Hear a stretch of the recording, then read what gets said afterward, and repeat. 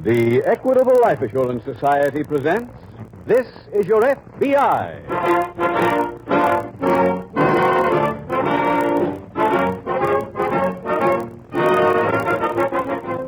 This is Your FBI, the official broadcast from the files of the Federal Bureau of Investigation. Presented as a public service by the Equitable Life Assurance Society of the United States and the Equitable Society's representative in your community.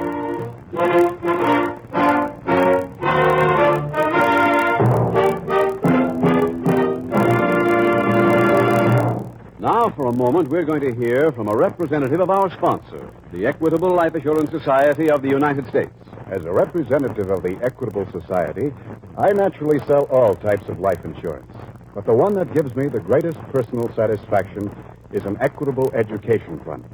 To date, 65 boys and girls have gone to college on Equitable Education Funds I planned with their fathers. In approximately 14 minutes, I'll be back to give the whole story of an Equitable Education Fund, an important contribution to American education made by the Equitable Life Assurance Society of the United States.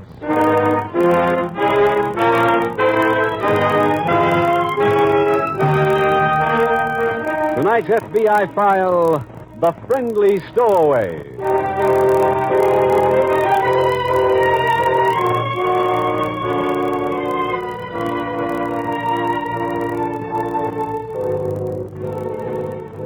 The Federal Bureau of Investigation has just completed a survey of the arrests made by police all over the United States in the first 6 months of this year. A survey which depressingly shows that overall, crime increased 2.7% in the cities of our nation and more than 3 times that much in our rural area. That means that if the present 6-month period shows a similar increase, last year's record number of 1.5 million major crimes will be shattered beyond recognition. And while this is a country which is constantly breaking records of one kind or another, this is not one to which we as a people can point with pride. As was said earlier, the survey which points out those facts serves a very useful purpose to the men of your FBI, for with it they can study the movements of their enemies. It can also serve a useful purpose for you who are listening to this program, because it does serve warning to everyone that something must be done, and done quickly, to turn the tide. Your local police can do that job with a little help from you.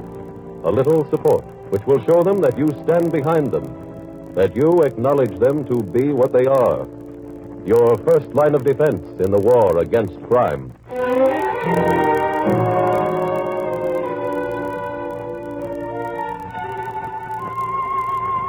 Tonight's file opens in a town located on the banks of a river in one of our eastern states. It is evening. A coal barge tied to a pier can be seen dimly through a heavy fog. Inside the shanty of the barge, a bedridden old lady listens to the radio. And that's the mystery tune on Phone Your Fortune this week. Can you name it? If you can, and you're the one we call, you get a round-the-world trip with stopovers in New York, London, Paris, Cairo, Tokyo, Honolulu, and Hollywood. In addition... You comfortable, Ma? You're listening to that again? But, Ma, what's the sense? What do you mean? We got no telephone. I still like it. You go to work. I did everything. You looked at the bridles? No. There's almost time for the toad people. Go look at them. All right. Take a light. I don't need it. It's bad cold outside. Take a light. All right, Ma. Bye. Now, for those of you who tuned in late...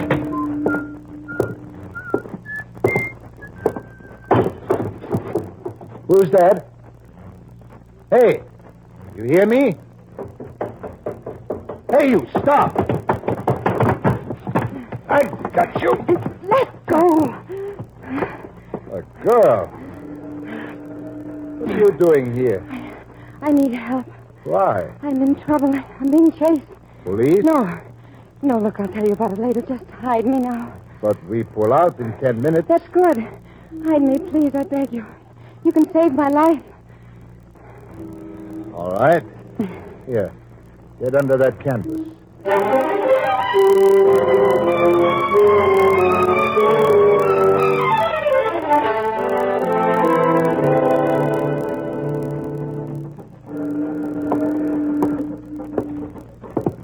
Miss, Yes. come up now. Thank you. We're moving. Where? Downriver to Whitestone, delivering coal. Oh. You want some coffee? I brought it. Oh, thank you. I can't tell you how grateful I am. That's all right. I suppose you're wondering what this is all about, why I'm here. Yes, I am. Well, I don't quite know how to tell you. You said you were in trouble. That's right. You are being chased. Yes. Who was chasing you? My stepfather. Why? Oh, I might as well tell you everything.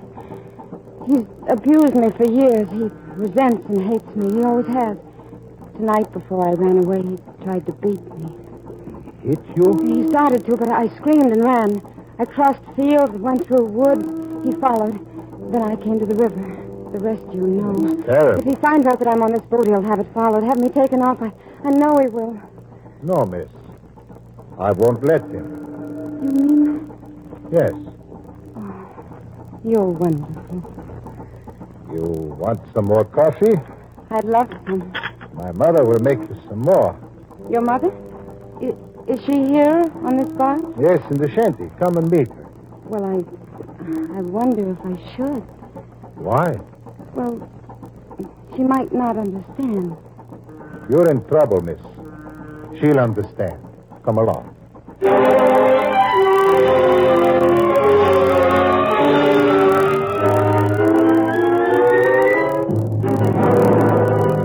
Meanwhile, that same evening, at a nearby FBI field office, Special Agent Jim Taylor approaches a fellow agent's desk. Hi, Tom. Oh, hello, Jim. You on complaint desk? Mm-hmm. Anything come in for me? Not a thing. I was expecting some word on that Jenkins case. You're going to be here a while, Jim? Yep. I have to work. Do you mind answering phones so a starving man could get some nourishment? No, I'd be glad to. I won't be gone long, Jim. Okay. Oh, by the way, the police up in Madison may call in. They should have a follow-up report for us. Now, on what? An escaped prisoner. What's the story? You know that cheese box prison up at Clayton? A women's prison? Yeah, one of the inmates opened her cell door with a bent hairpin. What? Stole a car outside the prison and drove it over the state line to Madison. Oh, who is she? Her name's on the report right in front of you. This one? Yeah. Ann Slater? Yeah, that's it. We know anything about her? No, but her arrest record is on the way. Prison warden is teletyping us a report. Okay, I'll watch out for it, Tom. Now go on, get something to eat.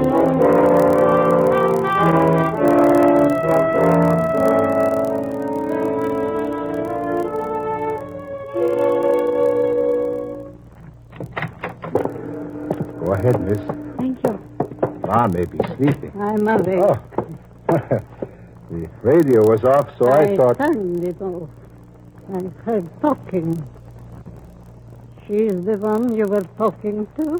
Yes, Ma. This is Miss... Jackson. Ann Jackson. That's my mother, Mrs. Benici. I'm pleased to meet you, Mrs. Amici. Peter, why is she on the boat?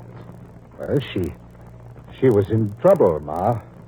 What kind? She was running away from her stepfather. He tried to beat her. Why did she come here? He was chasing me. I just saw your barge and jumped on board. Why didn't you call the police? Well, In America, it's against law to hit people. I had no time. If I'd stopped, he'd have caught me. Ma, we got to help her. How? Let her ride with us to Whitestone.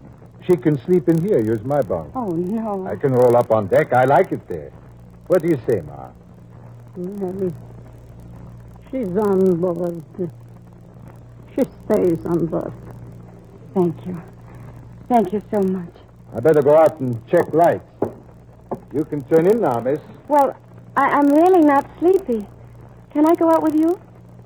Sure. Go ahead, miss. Peter, Yes, Ma? did you see this man who was chasing her? No. Why? I just wondered. Good night, Peter.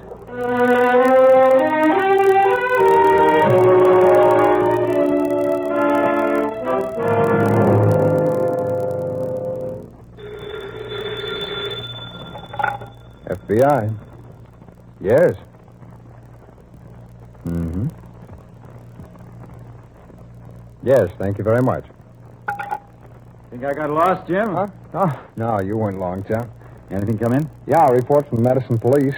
One of their motorcycle men found the car that was used by the girl who escaped from Clayton. Oh, any lead on her? No, the car was found abandoned in the woods down in the river. Oh, the warden up at Clayton called and gave me a prison record. What was she in for? Grand larceny. She had a pattern, Tom. Used to get a job as a social secretary, stay with an employer for about 3 months, steal what she could, and then run. Any personal background? Yeah. She's well educated, college degree. Didn't adjust to prison. Felt herself above her fellow inmates, and 2 weeks before the break, she tried to stab one of them. Nice girl. After the stabbing, the warden had her examined by the prison psychiatrist. His report was that she was completely neurotic with definite homicidal tendencies. Well, that makes this case a little more important. I'd say very important, Tom. You see, when she made the break, she also commandeered a gun. Oh. Now, you couple that with the psychiatrist's report, and she becomes a very likely candidate to kill anyone who gets in her way. Yeah. Oh, I called the SAC at home, Tom. I gave him a full report on the girl. He's assigned us to work on the case. He wants us to get up to Madison first thing in the morning.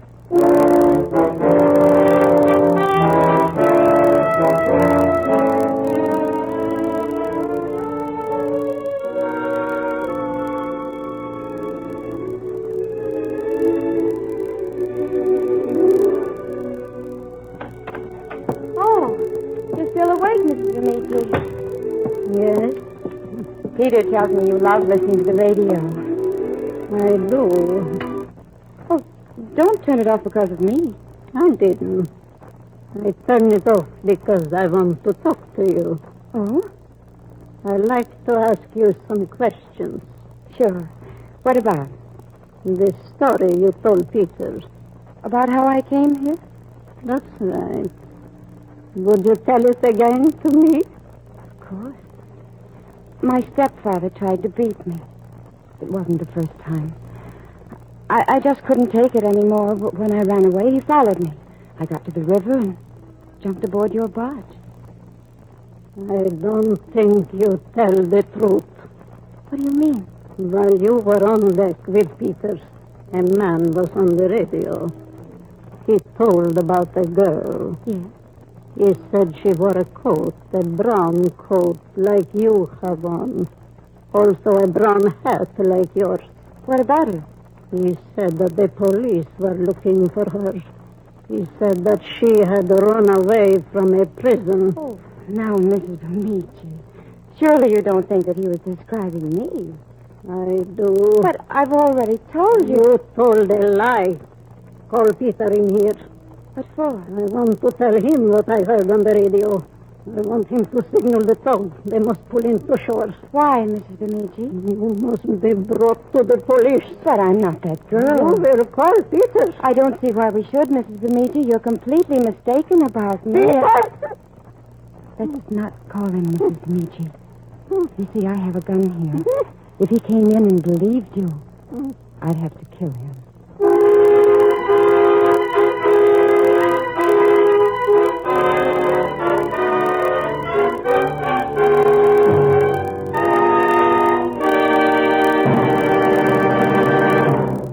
We will return to tonight's exciting FBI file in just a moment.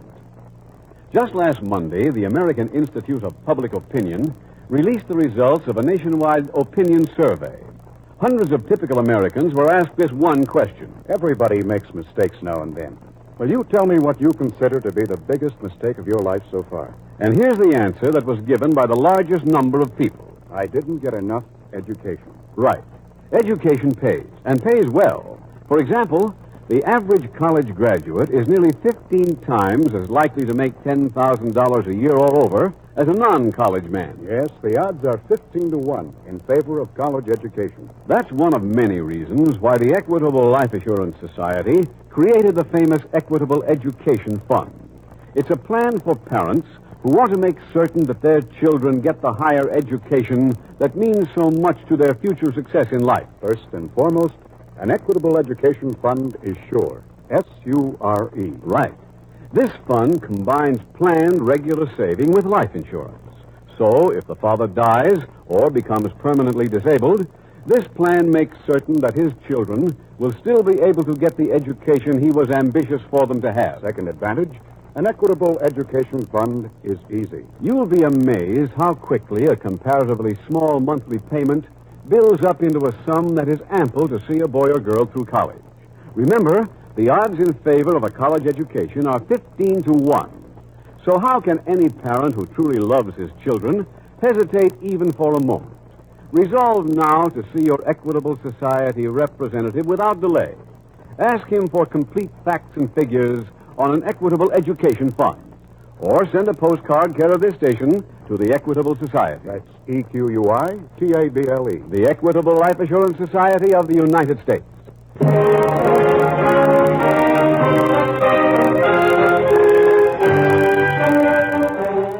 And now back to the FBI file, The Friendly Stowaway.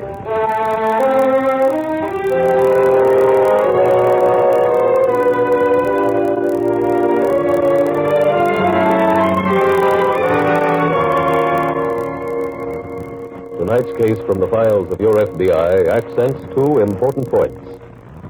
The first is illustrated by the fact that in this case you meet a young girl who is well educated, who seems to possess above the average intelligence, but who, despite that, is a dangerous criminal. This is conclusive proof that there is no criminal type, no peculiarities by which you can tell them apart from the law-abiding person. The second point is illustrated by the fact that this young girl escaped from a small local prison by opening the door to her cell with her hairpin, which makes apparent the conditions now existing in many local small-town prisons. Not every jail need be an Alcatraz, but it does little good for the police of the nation to apprehend a criminal and then to see that same criminal escape with something approaching ease. Not only does little good to have that happen, but on the contrary, it does harm. And that harm is done to you, the tax-paying citizen, because every search takes time and men and money, your money. For that reason, it is to your best interest to see to it that your local jail is strong enough to hold the prisoner it gets. Hold them until they have served their sentences. Tonight's file continues the next morning at local police headquarters in Madison. Hi, Tom. Well, I was just going to send a posse out for you. Oh, I've been out brushing up on my wood log. Oh, where? The local police combing the woods where the Slater girl left the car. Was it worthwhile? Partially, I found some heel prints, female variety. They led down to a pier on the river. You sure they belong to the girl we're checking? Yeah. Local police identified them as the type that's worn by inmates at Carleton. Any leads at the pier? No. No one around there could remember having seen her. Could have been a rendezvous point. I doubt that, Tom. She was a loner. Oh, excuse me. Sure. Special Agent Ramsey. Oh, sure, just a minute. For you, Jim. Oh. Thanks. Special Agent Taylor speaking. Yes. Good. Yeah, that'd be about the right time, too. Where was that? When? Thanks very much. Goodbye. Ah, now we're getting someplace. Who was that? A man from a local towing company. He said one of his tugs pulled a string of coal barges out of that pier that the girl was traced to. When was this? Last night, and just about the time that Ann Slater got to the river. Where are the barges headed for? Downriver to Whitestone. They'll get there late tonight. She could very easily have hidden aboard one of those barges. That's right, son. We'd better grab a plane, set it down near Whitestone, and try to intercept her.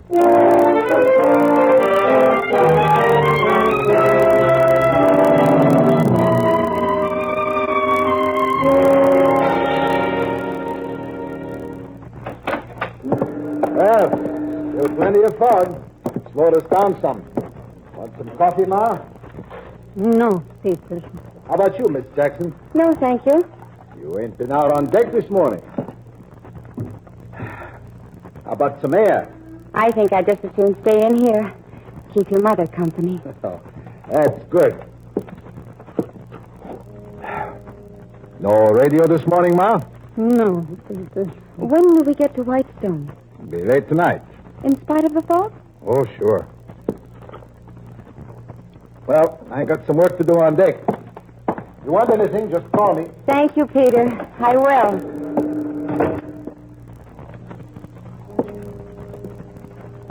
I'm grateful to you, Mrs. Amici. You're being very cooperative. Only for Peter. I realize that.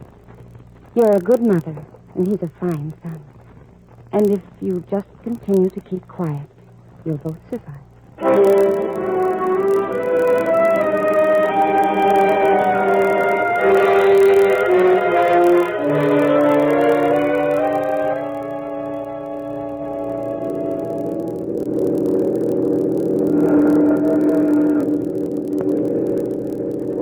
Plenty at the fog, John. Yeah. The string of barges isn't going to be too easy to locate. Now, should be able to pick up the running lights. What's the name of this tug we're looking for? Cyrus Jones. Oh, yeah. Did you tell the skipper? Yeah. He doesn't think she's past her yet. He says those barge strings only travel about 5 knots an hour. Yeah. Lights ahead! Where, skipper? Off the port side. Oh, yeah. Will you head for them? Aye. Things begin to take shape up there now. Yeah. I think I make out what looks like a tug. You're right, Tom. It is a tug. That's a string of barges behind it. Well, this should be what we're looking for.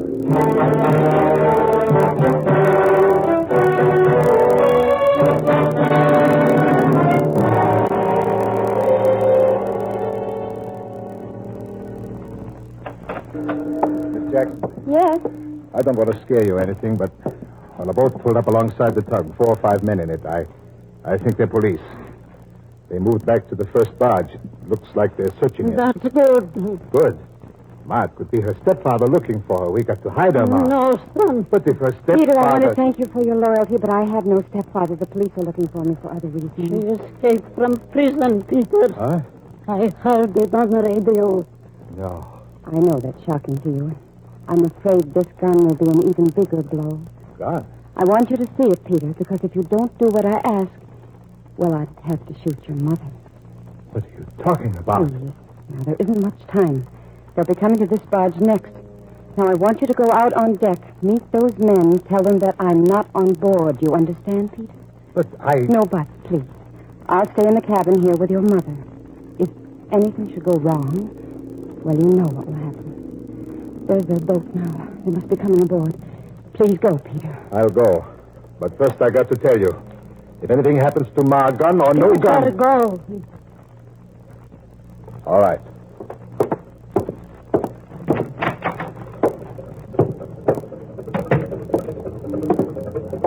Hello about there. Hello. Give me a hand up, will you, please? You coming aboard? Yeah. Here. All right. Thanks. I'm a special agent of the FBI, Mr. Bemidji. You know my name? Yes, I got it from the tug. Oh. Here. These are my credentials. I see. I'm looking for a young girl. On one of these barges? That's right. We're pretty sure she jumped aboard one of them before the string left Madison last night. My mother and me were the only ones on this barge. You mind if I look around? The girl couldn't be on this barge without me knowing it. I see that piece of canvas there is loose at one end. She might have come aboard without your seeing her and climbed under there. You want to look? There. Can you see? Nothing under there but coal. Well, let's see what we find on the next barge. And if she isn't there? I think we'll just have to go back to Madison and start all over again. I see. Oh, thanks for your cooperation. You're welcome. Here, I'll help you. Oh, thanks. Okay, skipper. Next barge? That's right. Bye. Bye.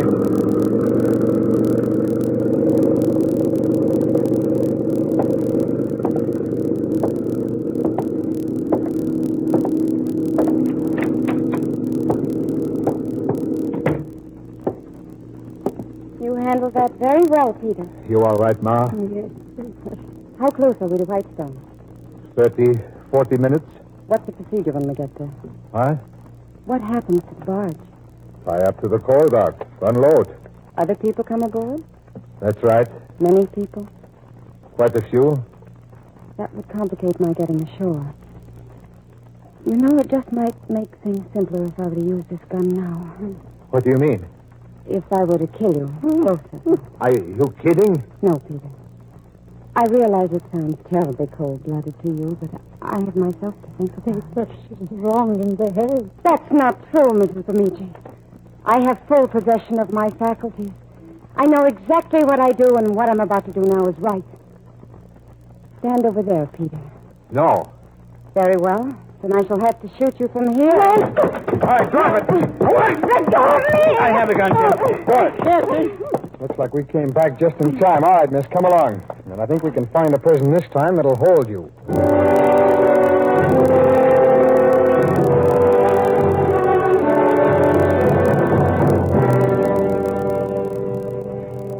Ann Slater, alias Jackson, was prosecuted, found guilty, and sentenced to a 5-year term for violation of the National Motor Vehicle Theft Act. She was then returned to the state prison to serve the balance of her sentence. Special Agent Taylor returned to the barge of Peter Bemidji because when he got back to the tug to report that he was returning to shore, he learned that Mrs. Bemidji was bedridden and that she used no cosmetics of any kind. He remembered, however, that when he lifted the canvas on the barge, he had seen a coffee cup that bore a telltale smudge of fresh lipstick. And so another case from the files of your FBI was closed. In passing, it might be of interest to note that when the number of days this girl was sentenced to was divided by the amount of money she had stolen, it showed that she was serving her time for the price of approximately 45 cents a day, which should demonstrate to all who have not yet been convinced that crime in any shape or form cannot be made to pay.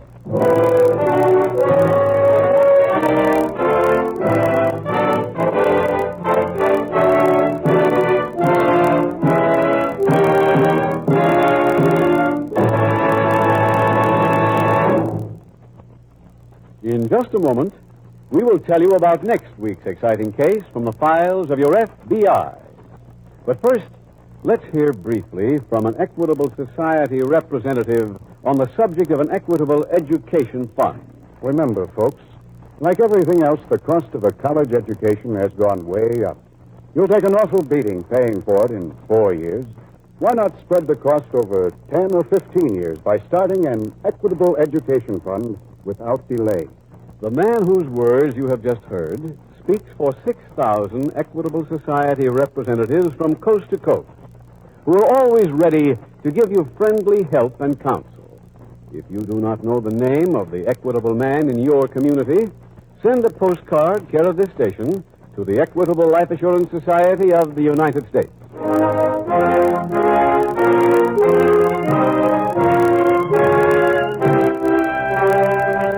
Next week, we will dramatize another case from the files of the Federal Bureau of Investigation. Another factual account of a criminal double-cross. Its subject, larceny. Its title, The Helpful Hobo. The incidents used in tonight's Equitable Life Assurance Society's broadcast are adapted from the files of the Federal Bureau of Investigation. However, all names used are fictitious, and any similarity thereof to the names of persons living or dead is accidental. Tonight, the music was composed and conducted by Frederick Steiner. The author was Jerry D. Lewis. Your narrator was William Woodson, and Special Agent Taylor was played by Stacy Harris. Others in the cast were Whitfield Connor, Georgia Ellis, J.C. Flippen, Peggy Weber, and Roland Winters. This Is Your FBI is a Jerry Devine production. This is Larry Keating speaking for the Equitable Life Assurance Society of the United States and the Equitable Society's representative in your community, and inviting you to tune in again next week at this same time when the Equitable Life Assurance Society will bring you another thrilling story from the files of the Federal Bureau of Investigation, The Helpful Hobo on This Is Your FBI. This is ABC, the American Broadcasting Company.